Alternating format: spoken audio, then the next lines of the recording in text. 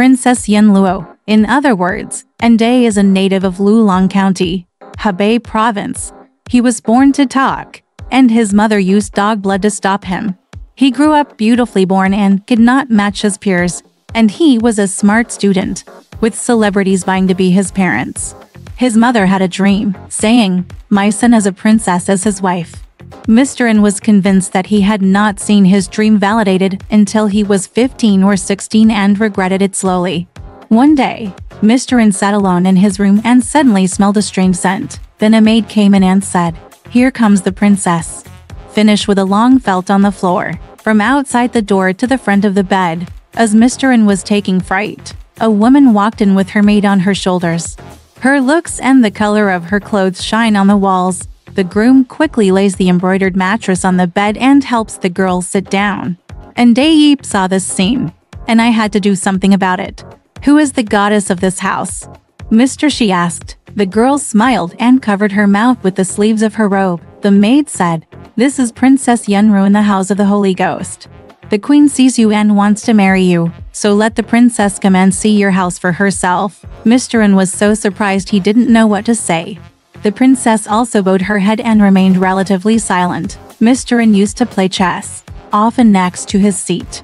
Using a red scarf, she brushes the dust off the chess pieces and brings the board to the table, saying, "The princess loves chess. She plays with her mother-in-law. Who can win?" Mr. N moved the seat to the table, and the princess smiled down with him.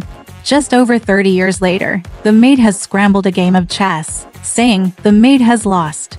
The pawns were sent one by one into the box, saying, "The father-in-law is a master of the world, and the princess can only let 6.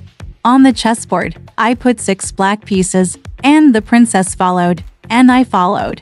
When the princess sits, she always leaves a maid under the table, with her feet on her back. And when her left foot lands, she leaves a maid to the right of the seat, with her right foot on her. In addition, there are 2 young women waiting round. When Mr. N contemplates it, the princess bends her elbows against the woman's shoulder.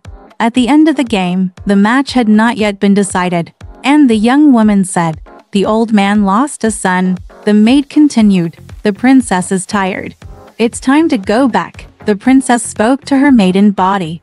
After a short period of time, the groom will come back and put a lot of money on the bed. Telling Anson, "The princess just said that the house you live in is narrow and humid, so please use this money to decorate the house. We'll meet again after the house is fixed." The maid said, "This month is a crime, not suitable for construction. Next month is Gili." The princess gets up to leave, gets up in a hurry, blocks the way and closes the door. The maid pulls out an object that looks like a skin row, blows it up and gives off a cloud of smoke. Immediately, there was a cloud of clouds, and nothing was visible in the darkness. By the time we found them, the princess's maid had disappeared. When Anson's mother found out, she was suspicious of being a monster. Anson is dreaming, and Princess Yunluo will never give up.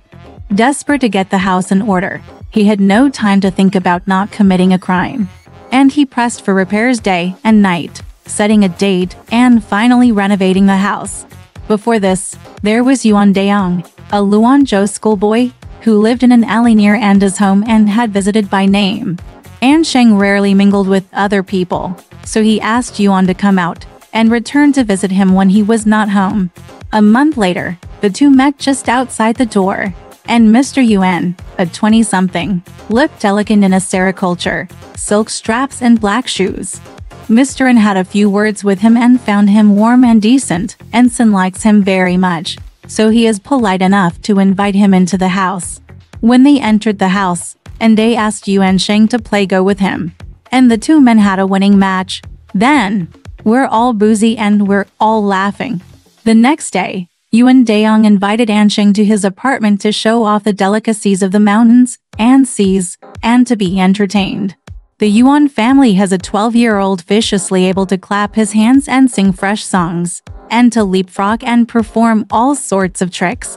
Anson was so drunk that Yuan let Xiao Chang carry him back. Yasuo thinks Xiao Chang is weak, and I'm afraid he can't move his back, but Yuan insists on doing so. Sure enough, Chubby had plenty of room to carry him home, Anson felt strange. The next day, Mr. An gave Xiao Chang silver as a token of his reward. Xiao Chang resigned several times before accepting it. Since then, An Sheng and Yuan Sheng have grown closer and closer, exchanging visits once on the 3rd and 2nd. Mr. Yuan is quiet but generous. If a girl is sold out of debt at the market, he will pay for it and pay for it. The more Anson respects him with this. A few days later, Yuan Sheng went to An Sheng's home to bid farewell to him, and gave An Sheng more than 10 gifts of ivory chopsticks, nan mu shu, etc., and 500 pieces of silver to help An Sheng repair his house. Anson returned 500 silver coins to him and gave Yuan some silk and other gifts. More than a month after his departure, An Daye had a bureaucrat returning from leading county whose bag was full of looted money. One night, a group of bandits suddenly arrived and captured the owner, scalding him with red-hot iron forceps and looting the money. Someone in the family recognized An Daye and went to the government to pursue him. An Daye's neighbor, who has a surname too, has always had a bad relationship with An Daye, who is secretly suspicious of his family's construction and house building. It happened that a small servant in An Daye stole his owner's ivory chopsticks and sold them at the Tu family. When the Tu family learned that this was a gift from An Daye, they sued the government. When the county order surrounded the house of An Daye's family, it happened that An Daye was out with his servant, and the government took his mother away. Mr. An's mother, who was too old and ill to be well, was dying of hunger after being frightened. After 2 or 3 days of dripping water, she was released to her home by the county decree. Mr. An was out there, rushing home when he heard that his mother had been captured. But my mother was very ill, and after one night, she died. Anson's mother was captured in the palace just after she was picked up. The prefectural decree considered An as a young and gentle person, and secretly considered that he was wrongly accused of a false accusation. Therefore, the prefectural decree purposely threatened him. Mr. An told Mr. Yuan how he and Mr. Yuan had dated. County governor asked, "Why did you get rich so much?" "My mother had her own savings and took them out to fix up the houses for marriage because I was going to marry someone," Anson said. When the order came, the confession was transcribed and he was taken to the house. The butcher's neighbor, knowing that An Daye was safe, designed a bribe escort to kill him on the road. Mr. An was dragged to a cliff by the tolerances, ready to push him down, as he walked through a deep hill. In the middle of a crisis, suddenly a tiger jumps out of the grass, chews two jobs to death and dies. At one point, the loft is heavy, the tiger goes in, and the rest is put down. But when Princess Yunluo came out, she met An Daye, and he was sadly consoled, saying, "I wanted to keep you here, but my mother's funeral was still in progress. Now, you'll have to take your escort and go to the county and make sure you're okay." So I took the tape off Anson's chest, knotted it, and told him, "When you see the official, you can remove the knots, and you will be free of trouble." Anson, at the behest of Princess Yunluo, will surrender to the county. Taishu loved his loyalty and honestly checked the official documents, knew that he was wrongly accused. Then he was cleared and sent home. On the way back, I met An Daye. Anson met with An immediately and told him all about it. An was indignant at the hearing, but did not say a word. "With a guy like you, why would you do something like that to tarnish your reputation? All I killed were unjust people, and all I took was unjust money," Mr. Yuan said. "Otherwise, the money will be dumped on the road and I won't take it. Your advice is certainly right, but a man like your neighbor too is going to leave him in a world. When you're done talking, you go." Anson returned home, buried his mother, and stayed close to the outside world. Suddenly, one day and night, someone broke into the neighbor's house surnamed Tu, killed more than 10 of his father and son, leaving only one maid, and he emptied his family's belongings and took them with a little brother. On the way out, the thief, holding a light in his hand, tells the maid, "You must recognize that I killed the man, not anyone else." Instead of walking through the door, he crossed the wall from under the eaves. The next day, the maid sued the government, which suspected that Anson knew the truth, and sent him back. During the interrogation of the county order, An Sheng went to court and held the knot in his chest with his hand, as he explained. The county order won't convince him, and then he'll be released. Mr. An returned home, refrained from acting more intensely, stayed home and studied intently, never going out. Only a crippled old maid was left to feed him. His mother's filial piety is over, and he cleans steps and houses every day to wait for good news. One day, I smell the smell of the garden. I look upstairs, and the interior and exterior are completely new, sneaking open the curtains to see Princess Yunluo sitting in full makeup. "I'll see you in a hurry. You don't believe in the taboo of days," said Princess Yunluo, holding Mr. An's hand 3 years after her mother's death. 3 years. The more desperate it is to get there, the more it is delayed. Most things in the world are like that. Anson is paying for the cafeteria, and the princess says, "No more." The grouse takes the dishes out of the box as if they had just been cooked. The wine is also very drunk. The two drank for a while, and the sky darkened. The maid who stepped under the princess gradually left. The princess's limbs appeared to be sluggish and her feet and legs appeared to be missing.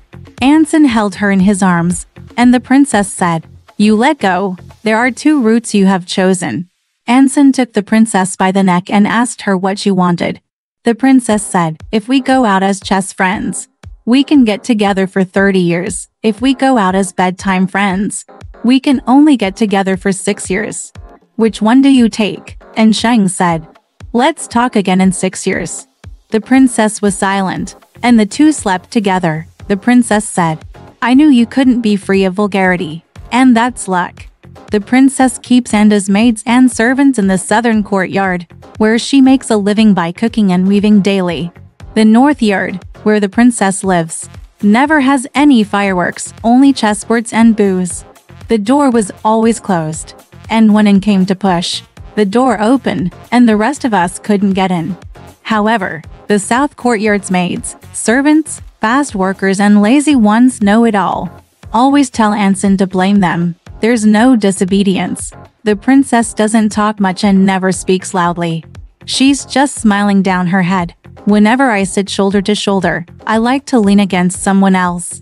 Anson held her up on her knees as light as a baby. Anson said, "You're so light.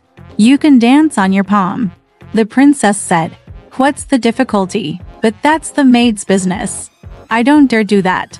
Zhao Feiyan was the handmaiden of my 9th sister, and for every flirtatious crime, I offended the upper world fairies and was relegated to the world. She won't defend her virginity, and now she's in a cage. The princess's pavilion is covered in silk, cold in winter and hot in summer. The princess wears veils in the winter." Anson made the princess bright new clothes and forced her to wear them. After a while, the princess took her clothes off and said, "This is something earthly and hazy that makes my bones almost sick." One day, Anson took her to her knees and suddenly felt heavier than usual. Shocked. "There's a vulgar seed here," the princess said, smiling at her stomach.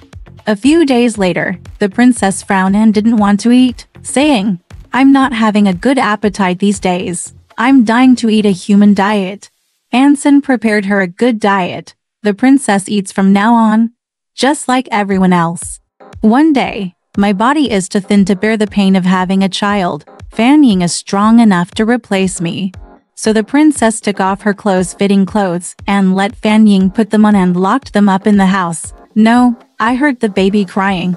Open the door and look. It's a boy. This child is blessed and must be a talented person in the future," the princess said happily. "I named him Oki." The princess wrapped the child in a bag and put it in the comfort of his life, so that he could give it to his mother-in-law and raise it in the south house.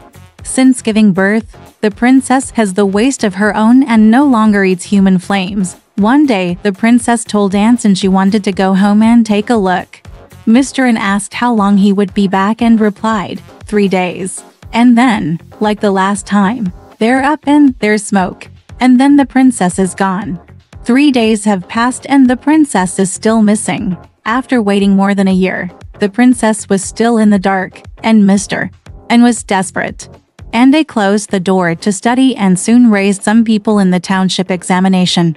He would never marry again after the princess's death, and would bathe her in Yufeng every time she slept in the north yard. One night, I found myself tossing and turning in bed. and suddenly the light in the yard was so bright. The windows were bright, and the door was open. I just saw a bunch of maidens bringing in the princess. Anson is delighted to blame the princess for the breach. I'm not out of date, the princess said. I'm only 2.5 days past the time of day. Anson is pleased to tell the princess that he has done his best. The princess was upset to say, this unintentional thing can't bring you much glamour. It can only reduce the lifespan of the human being. 3 days without seeing you, your tackiness has deepened. Since then, Anson has stopped fighting. A few months later, the princess returned home to visit her, and she fell in love. The princess said, we will definitely return this time and we should not be disappointed. You know, there's a certain number of people who live in Daye. People are dispersed, as if they were spending money on a daily basis. And they spend more time in moderation, and less time if they don't stop waxing and wondering. The princess is gone, she'll be back in a month. Since then, it has been 1.5 years, often months away. Anson is used to it. No wonder. Soon after, another son was born, and the princess raised up and said, this child is a jackal, get Anson to throw him out right away. Anson refused, and left him behind, calling him Paradise. She's only 1 year old, and the princess is eager to get married. The matchmakers came one after the other. It doesn't even make sense to ask about an abandoned birth. I wanted to set a deep circle for the wolves, but I couldn't, the princess said. When he deserves 6 or 7 years, that was luck. Remember, in 4 years' time, there's a who-born daughter, a little wart on the right flank of the girl, and she's the forgivable daughter-in-law. So marry her and don't worry about her, An Sheng was told. Just let Anson write it down and remember, the princess returned home and never returned. Anson often tells his friends about it. It turned out that a woman from a family named who had given birth, and that a wart had come under her left flank. With his despicable behavior and misdemeanors, who was looked down upon by all, and Anson abandoned the family at the princess's behest. 10-year-old exam and no one, married to Yun, husband and wife are filial, father loves them. I grew up, didn't like reading, and I was a thief. He used to gamble with his son, and he used to steal his stuff to pay his debts. Angelic, An Sheng beat him with a stick, but he never changed his mind. Anson told his family to watch out for him and not give him anything.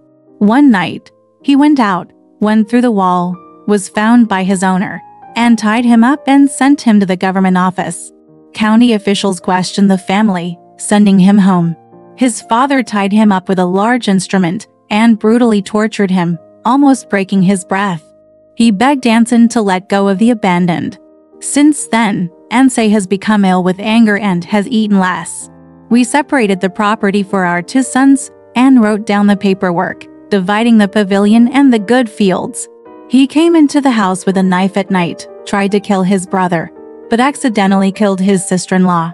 First, the princess left a pair of pants that was so soft that Yun loved it and changed it into a pajama suit. Instead, he was stunned and fled in a hurry. When Anson learned, the condition worsened and he died within months.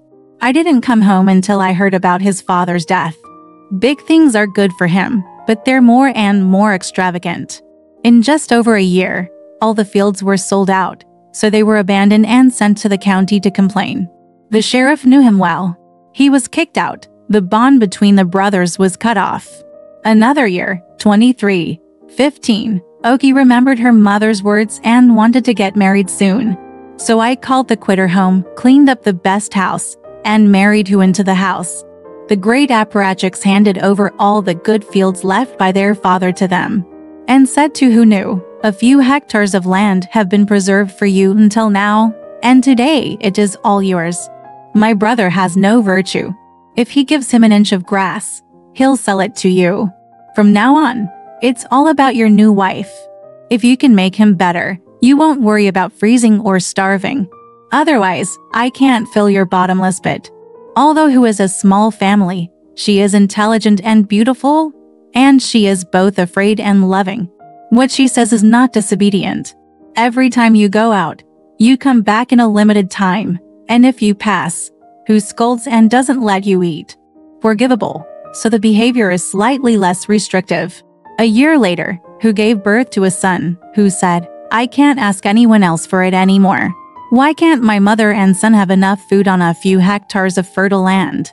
Without you as a man, you could have done it." When Who knew that he had stolen the grain from his home and went out to gamble, he bent over the door and shot the arrow, refusing to let him in. Paradoxical and frightening, and you'd just run away. When he saw Who entering the door, he dawdled into the room. When Who came out with a knife, he could throw away his head and run. He cut his clothes, cut his butt, and stain his socks and shoes red with blood. I'll tell my brother in disgust that Oki is no good at all. But I had to go to shame. After one night, I went back to the house, kneeling and begging for my sister-in-law, begging her to intercede with Who and let him go home. Who firmly disagrees. He's angry and says he's going to kill his wife. He won't talk, but I got angry and walked straight out with a knife in my hand.